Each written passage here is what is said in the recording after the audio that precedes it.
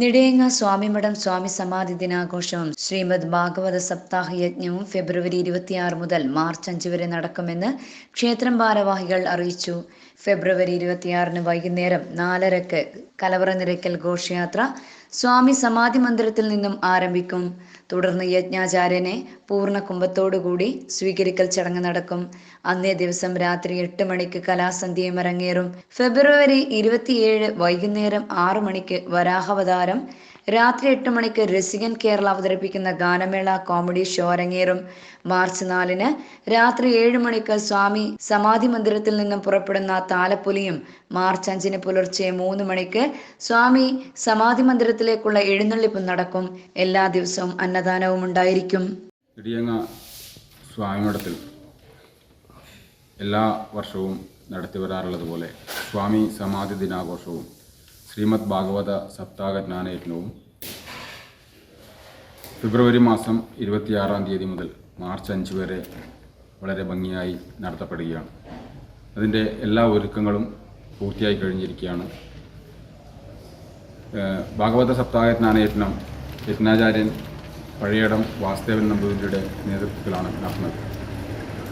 26-ാം തീയതി വൈകുന്നേരം സ്വാമി സമാധി മന്ദിരത്തിൽ നിന്നും പുറപ്പെടുന്ന കലവറ നിറക്കൽ ഘോഷയാത്രയോടുകൂടി ഈ വർഷത്തെ ആഘോഷങ്ങൾക്ക് തുടക്കം കുറിക്കുകയാണ്.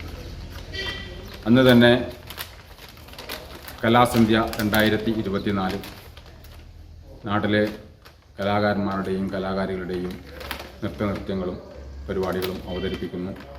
ഫെബ്രുവരി 27-ന് കണ്ണൂർ രസികരുടെ ഗാനമേള,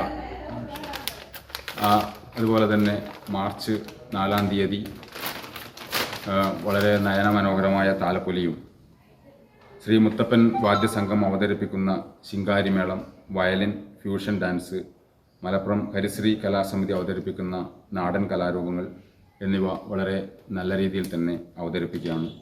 മാർച്ച് 5-ാം തീയതി സ്വാമി സമാധി മന്ദിരത്തിലേക്കുള്ള എഴുന്നള്ളിപ്പ്, കർപ്പൂരാരാധന, പായസദാനം എന്നിവ നടത്തപ്പെടുകയാണ്.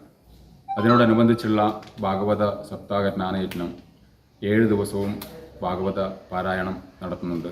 അതിനോടനുബന്ധിച്ച് എല്ലാ ദിവസവും ഭക്തജനങ്ങൾക്ക് അന്നദാനം കൊടുക്കുന്നുണ്ട്. മുഴുവൻ ഭക്തജനങ്ങളും ഈ നെടിയങ്ങയിലെയും അതുപോലെ തന്നെ മറ്റ് നാടുകളിൽ നിന്നും നൂറുകണക്കിന് ഭക്തജനങ്ങൾ പങ്കെടുക്കുന്ന ഒരു വലിയ ആഘോഷ പരിപാടിയാണ് സ്വാമിമഠത്തിൽ നടത്തപ്പെടുന്നത്. അതിന് ഈ നാട്ടിലെ മുഴുവൻ ഭക്തജനങ്ങളെയും ഞങ്ങൾ സാദരം ക്ഷണിക്കുകയാണ്. അന്നദാനത്തിനും അതുപോലെ തന്നെ മറ്റും സംഭാവന നൽകുന്നവരും അന്നദാനത്തിന് വേണ്ടുന്ന സാധനങ്ങളൊക്കെ നൽകുവാനും എല്ലാ ഭക്തജനങ്ങളോടും ഞങ്ങൾ അഭ്യർത്ഥിക്കുകയാണ്. സ്വാമി സമാധി ആഘോഷത്തിൻ്റെ ഭാഗമായിട്ടുള്ള സാമ്പത്തിക സമാഹരണത്തിന് വേണ്ടി സമ്മാന കൂപ്പൺ അടിച്ചിട്ടുണ്ട്. അതിനും എല്ലാ ഭക്തജനങ്ങളും സഹകരിക്കും എന്ന് ഞങ്ങൾ വിചാരിക്കുകയാണ്. അതിനുവേണ്ടിയുള്ള ആഘോഷ കമ്മിറ്റിയും സബ് കമ്മിറ്റിയും അതുപോലെ തന്നെ സ്വാമിമഠം കമ്മിറ്റിയും വളരെ സജീവമായി പ്രവർത്തിച്ചു വരികയാണ്. സ്വാമിമഠത്തിൽ എല്ലാ ഭക്തജനങ്ങളെയും ഞങ്ങൾ ഒരിക്കൽ കൂടി സ്വാമിമഠത്തിലേക്ക് സ്വാഗതം ചെയ്യുകയാണ്.